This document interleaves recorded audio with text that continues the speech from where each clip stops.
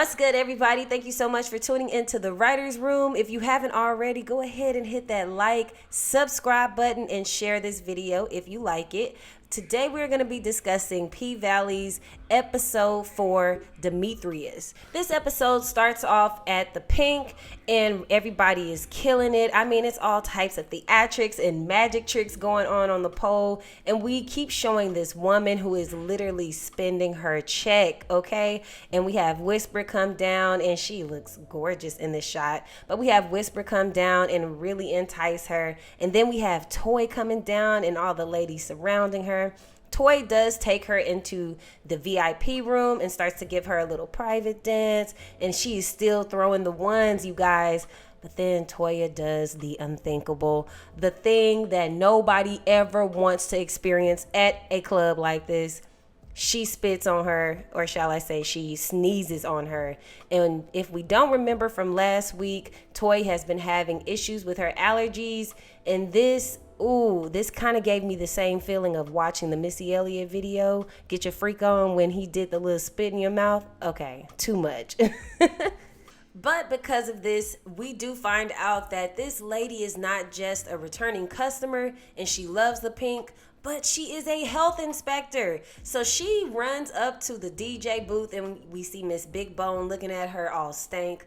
And she runs up and announces on the microphone that the Pynk is closed from here on out until we get everything up to code. Meanwhile, you're trying to have Uncle Clifford and Autumn Night calm this lady down and stop embarrassing them on this night, but just to wait until after the night is ended and closed. And so we do get into the next scene where the health inspector is running over all of the health issues going on.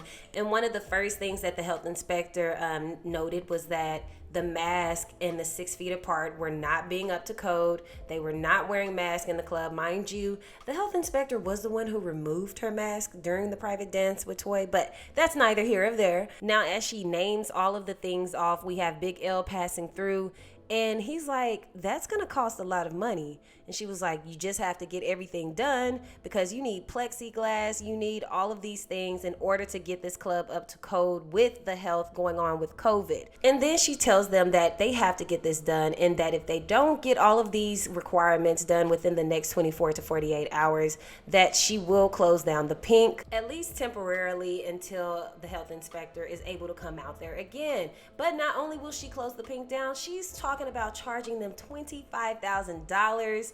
And so Uncle Clifford is like, oh no. And everybody is saying, hey, don't we know you? Uncle Clifford then comes to the realization that, wait, you are the chick that slept with your husband's mama after the divorce. This part was completely insane. But the woman then is like, okay, I've been caught. You know what? I'm not going to fine you $25,000. I'll fine you $11,000. Now, shortly after this, we do get into them arguing with Toy about, like, we should have kicked your ass out last week when you were talking about you were sick, you were coughing everywhere, and you were saying that it was your allergies. Brazil does come and have her back and says, hey, no, she really does have allergies. In this, I felt a little personally attacked because my allergies are all year round. They are not seasonal allergies. And yeah, so I understand and completely see where Toy is coming from. But in this, Brazil kind of pisses off Roulette. Roulette starts talking her crap to her. And then Brazil is like, ma'am, shut up, because someone came in here the other day saying that they are looking for the girl with the DSLs, and points at her lips and says nobody else is walking around here with the lips. Now, this does something and triggers Roulette, because Roulette goes and gets into a fight with her. And I mean, it's dragging this lady up and down and doing all types of moves on her. We all know that Uncle Clifford does not allow prostitution to go down at the Pynk. So she's like, wait, none of this better not be going down because Roulette, you know the rules. Of course, this pisses off Roulette even more, and she is beating Brazil's ass. And so Uncle Clifford is trying to get her off of her. No one can break up this fight. Big L finally comes in and breaks up the fight, but not before Roulette can get a kick into Brazil's face. Brazil's face is messed up. Mind you, Roulette did have on like some 6-inch stilettos. So yeah. We then transition to Big L, and Roulette, and he's asking her about all of the moves that she was doing on Brazil, and was like, hey, like, where did you learn to do all of that stuff? Where did you learn to fight? And she does go into this story about her big brother teaching her, and that he knew how to fight, and that he used to wrestle. So that was a moment that will come back towards the end of the episode with Roulette. We transition over to Uncle Clifford and, of course, grandmother, and she is talking with Mercedes about the Pynk and about the fight and everything that's going down.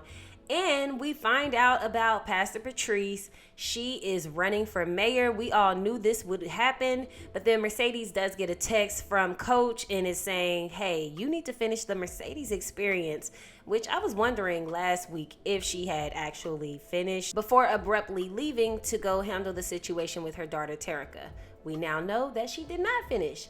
In the next scene, we do get to Miss Mississippi, aka Keyshawn, and Keyshawn is turned up because she has what looks like a sponsorship or a deal with her own lashes at a beauty supply, and she does have Gidget there, and it is a moment. She looks beautiful, but they are just recording an Instagram video, and in this scene, there is a lot of celebration going on between Gidget, Rome, and Mississippi.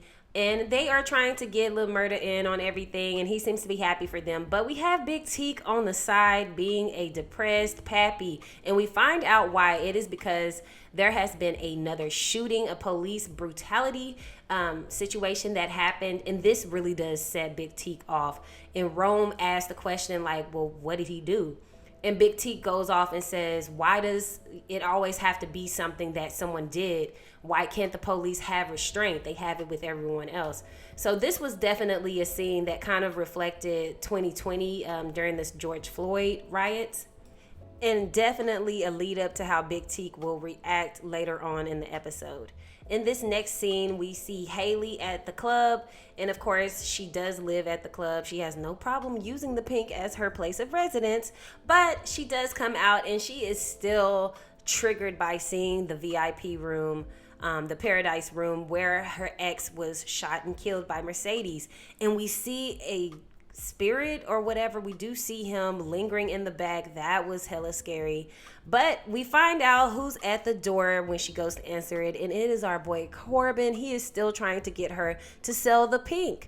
And in this, she does get him to offer up $1 million, which she tells him, if you offered up $1 million to me today, I know you have more to offer me tomorrow, so I'm not selling. We then get into Andre's situation. He comes home early to ask his wife for permission to run for mayor for Chucalissa, and he ends up finding his wife cheating on him. This scene was absolutely bananas because we all know Andre has mentally and emotionally been cheating on his wife, Brittany, for the past first season and this first part of the second season. So this was an absolute wake-up call for Andre to just go ahead and get with Hailey.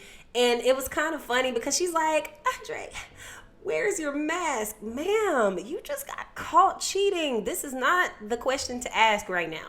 But he completely loses it and starts choking the man. We find out that this is the same doctor that works at her hospital. It does seem like she cares more about the doctor than she does about Andre.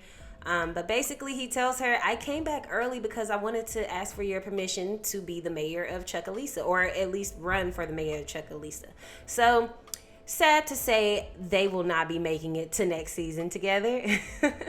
We then transition over to Mercedes, making it back over to Coach's penthouse apartment, and she is caught pulling down her coat and everything in front of his wife, who happens to be there. Coach has not made it there yet, and the wife is basically like, hey, I'm just getting my camera so that I could do some photography. She does ask Mercedes, was there a reason why you left so early? I mean, me and, my husband, we continue to have a good time, but what was the reason? And Mercedes just tells her, like, I'm trying to get my daughter back. Like, that was my daughter, blah, blah, blah. They do have a heart-to-heart moment, and Mercedes goes back on the pole and shows her a little something. And then she starts to photograph Mercedes. Now, you can tell that his wife is totally entranced by Mercedes and what she does on the pole. And Mercedes is like, hey, you should learn. So she takes off her pants for her, and this is just really sensual. We all knew what was about to build up for these two, but we do learn that Coach had no intentions of hitting Mercedes back. It seems like Coach was a happy customer of Mercedes, and it was actually his wife that texted Mercedes in the guise of Coach to get her back to the house. And so you know what happened. Mercedes and the wife gets it on. We get into the next scene, which is Uncle Clifford at the Pynk, and there are helpers helping her move all of these things that they need in order to get the Pynk up and running again. And we do see Diamond is back. Diamond is back, and Toy came along with the rest of the girls to help Uncle Clifford clean everything up and get the Pynk back up and running. We then switch back over to Big Teak and Lil Murda and them, and we see that Big Teak is actually still triggered by the situation going on with the police brutality, and he is boiling right now. You could tell that something is about to boil over in the surface within this episode. And we do hear on the radio that the producer Lil Murda is looking to work with actually has a song out right now, and it is popping. And Lil Murda calls him like, hey, what's good? But this isn't even the crux of this scene. The crux of it is Gidget. Gidget is bothering everyone in this episode because she is white, and it does seem like she is a little bit insensitive when it comes to these black issues, and she tries to put her 2 cents in on everything, and of course it is bothering everyone in the car. And so Miss Mississippi does see this and tries to, mediate the whole thing. Of course, back at the Pynk, we have everybody doing what they can to get this club up and running and up to code. And of course, grandmother is acting a fool, trying to get with the Wakandans that she was saying, the guys that were moving the furniture and the plexiglass and everything. But we see that Diamond is helping, and he does go across the VIP room, and it's triggering. And we know that Diamond is very spiritual, and he has this connection with the other side. And so in this, we see this cool scene where it's like water underwater, and we're looking up at Diamond, and there's a hand reaching out. Diamond knows that the spirit of Hailey's ex is still among them at the club, and we don't know if the Pynk is going to be okay. Big L does see that Diamond is a little bit in distress, and Diamond is trying to brush it off and make it seem like everything is okay, but Big L can definitely tell something just spooked Diamond out. Meanwhile, at the front of the club, we have everybody watching the news, and they're eating a good meal. Lord, this looks like a good meal on their plates. But we see that Pastor Patrice is putting on a show on the news about the police brutality and about keeping the citizens of Chucalissa free from harm while all of the riots go on. This does trigger Roulette, of course, because we do learn of her past and of her family. She goes into the VIP room, and we see and learn that her brother was shot down unjustly by the police because they said that he had a gun. And she does explain, I know my brother, he's the sweetest thing. Like, I know he doesn't have a gun. And she explains this to Gidget's boyfriend. And of course, he's white. And she says, you guys get away with this all the time. Like, this was a heavy, heavy moment. There were a lot of heavy moments in this episode, but Roulette, aka Gail Bean, the actress who plays her, really did her thing with showcasing what this can do and how traumatic this can be on someone that's maybe not even related to someone. Of course, Roulette happened to be related to someone that was the victim of police brutality. And it's really showcased the trauma that can really develop after seeing this, whether it be by video or just because you're related to someone that was a victim of this. So I thought this was a really strong scene. We next get into Andre showing up at the Pynk while everybody is there. And it's funny because Uncle Clifford is like, boy, you look like someone's wife who cheated on him. And yes, Andre did get cheated on horribly, might I add. Next scene we get is Big L talking to Diamond outside, and we learn that Diamond has a degree. However, because he was locked up, we know this all too well and how this story goes. You get a degree, but because you're locked up or have some sort of record, nobody will hire you. Diamond does hint to him that, Big L, you need to get out of here, man, because, this club is about to go under. He doesn't go into detail about why he thinks this.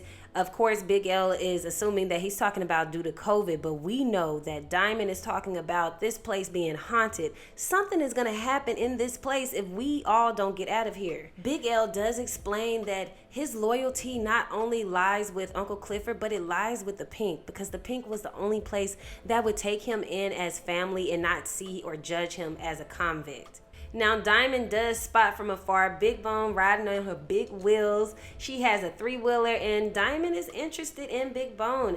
And of course, it's not enough that she has him in real life, but she got to have him on the show too.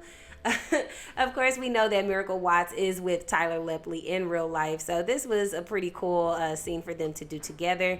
And they're chit-chatting, and she tells him, hop on the ride with me, like, let's go somewhere. And of course, Diamond does kind of like dismiss it or is hesitant about it at first. He does end up going, it does seem like. You guys write in the comments below, what do you think about this relationship? Do you think that Big Bone is going to be good for Diamond? I don't know, but I do know that this will replace his feelings for Keyshawn. So I guess we'll just see where it goes from here.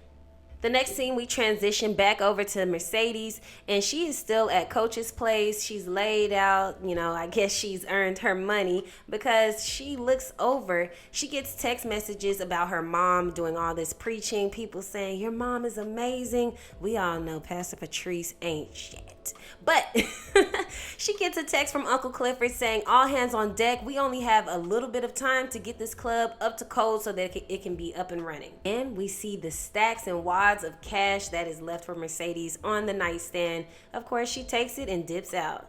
We get into the next scene where we have Mississippi, Big Teak, Lil Murder, the whole crew inside the hotel room. They had a show tonight, but the show was canceled due to the riots going on surrounding the police brutality situation. They're watching the news on the TV, and Rome goes to turn the TV off so that they can have a toast to success and just really loosen up because of everything that's going on. This does set Big Teak off. I mean, he goes to Rome and is like, hey, turn the TV back on, turn the TV back on. Rome is not understanding, and he does see that something is a little off with this guy. This also sets off Mississippi. She starts to have these triggering moments where she is feeling traumatized. She's starting to think back. I believe she's starting to think back to the fight that happened with Derek and Diamond and seeing herself feeling defenseless during that situation, and now she's feeling defenseless again.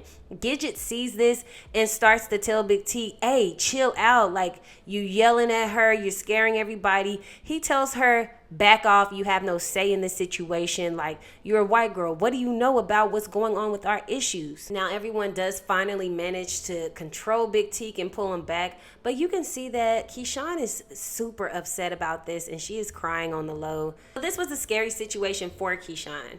We do see that Lil Murder takes Big Teak over to the room where he and Big Teak are staying at, and he's just in the tub writing some lyrics, writing some rhymes. Big Teak comes in there, and so he ends up leaving the tub and goes to roll a blunt. And in this scene, we get the answers to what we've pretty much already were speculating, which is that Big Teak is having issues not only with this whole situation of the police constantly pestering the black community, black and brown community, but we also see there's a little bit built up tension between him and Murder, and they are lovers. So Lil Murder does go over to comfort him, and they end up making love. Well, I don't know if I would call this making love, but they do end up getting it on. So we did find out that they were lovers back in prison. We get back over to Keyshawn and Gidget, and we see that Keyshawn actually paid like $400 for an Uber to come pick up Gidget and take her back home because she sees this could be a bad situation, allowing this white girl, although she is her best friend, allowing her to stay in harm's way and during this heightened situation with Big Teak around because he's uncontrollable right now. And she does see that there is a bit of issues or insensitivity on both ends with her staying in the group. So she does end up leaving. But Keyshawn is approached by Rome, and Rome is basically trying to comfort Keyshawn and tell her, I seen you crying. If that happens again, let me know. I got you. and I kind of see a relationship boiling between these two. What do you guys think? I actually am here for this relationship. I wanted her to get back with Diamond so bad, but I do feel that Keyshawn needs someone like Rome who truly has her back, not only sexually and physically, but also mentally, emotionally, and musically on the road while she's traveling. The camera pans over to Wody, who we see hiding behind bricks as he's smoking his cigarette, and he actually overhears this conversation between Keyshawn and Rome. And I thought that writing-wise, this was a really good nod to last week's episode where Rome was coming out of the door at the hotel and caught Keyshawn and LaMurda kissing while they were trying to hide away from the groupies. So this was that exact same thing. We then get to Andre speaking with Autumn Night, and he's talking about becoming mayor, and we see that Autumn Night is just spilling all the beans about the Pynk, and she says that Corbin did offer her $1 million, and she said, well, if he offers the right amount of money, I will sell the Pynk. Unfortunately for her, Uncle Clifford and Mercedes are just inside and overhears this whole thing. Mercedes is taking off her earrings and ready to go fight Autumn Night / Hailey right now. And Uncle Clifford is like, no, let's hear what she's about to say to him. Within a few moments, Uncle Clifford and the whole club gang was out there to let Hailey know, we heard you, and we know that you are no good. We thought you were here for us. We thought you were trying to get the Pynk up and running again, but you have your own agenda. And you could tell Mercedes is really hurt by this, because not only did Mercedes let Hailey in to her own home to stay there, but she killed a man for her. Everybody at Club Pynk really showed her nothing but family and hospitality when she came there running to hide from her ex. Everybody was there to protect her. So yeah, Uncle Clifford and Mercedes have every reason to be upset with Autumn Night. So you know what Uncle Clifford told her to do? Get to stepping. You staying at the Pynk, you gotta find another place to stay at, because you not really for us. Now we get to the next scene, and it is LaMurda waking up after a long night, okay? And he sees Big Teak over at the window. Big Teak is already still waking up looking upset. I really wonder what kind of trauma is going on with Big Teak outside of LaMurda, because he is always upset. But Big Teak tells him, hey, you never sent me a postcard the whole time that I was locked up and you were on the outs. You never sent me a postcard. Who is this? What's this? And LaMurda has nothing to say to him. So it seems that Big Teak might be leaving because he's packing his bags. I don't know what room he went to stay at, but it's clear that him and LaMurda are on the outs again. Now we get to the last dialogue scene of the episode, and it's Andre going back to his godfather's house, and everyone is pushing him around. All of the people that he was talking to once hate his guts, and we find out that his godfather actually left him the entire house. And of course, everyone is upset about it, because when someone dies, you would hope that someone that's actually your blood is on the wheel. However, it's not the case. We see that Andre meant more to his godfather than he might have thought of. We transition back to our favorite crew, and they're in the car. Everyone's quiet. Mississippi is kind of still thinking about what happened last night. Big Teak is still thinking about what happened last night and this morning. And LaMurda is in the back, still riddled with what Big Teak said to him earlier and thinking about Uncle Cliff. But speaking of Uncle Clifford, he finally responds to LaMurda and just says, hey, I just want to know that you're okay. Now in this kind of like confuses LaMurda, because he does care for Big Teak, but he's in love with Uncle Clifford. So we don't know what's about to happen, but you can tell by LaMurda's reaction in his face that he has a hard choice on his hands. Well, this does conclude my recap of this episode called Demethrius on P-Valley Season 2, Episode 4. What did you guys think of this episode? Write in the comments down below. Do you think Hailey is going to sell the Pynk? Because she's still majority owner of the Pynk. Do you think Murda is going to choose Big Teak or Uncle Clifford? And do you think Mississippi is going to get with Rome? I don't know, but this episode had a lot of hidden gems in there. I love that it touched on issues regarding the state of America, but also still focused on the characters and their issues and how they're developing. I can't wait to see what's going to happen next week on episode 5 and see if the Pynk is going to survive another week of that spirit lingering over in that room. So tell me what you guys think down below. So don't forget to hit the like, share, and subscribe button to tune in on more recaps, reviews, and reactions with the writers room, and I'll see you next time.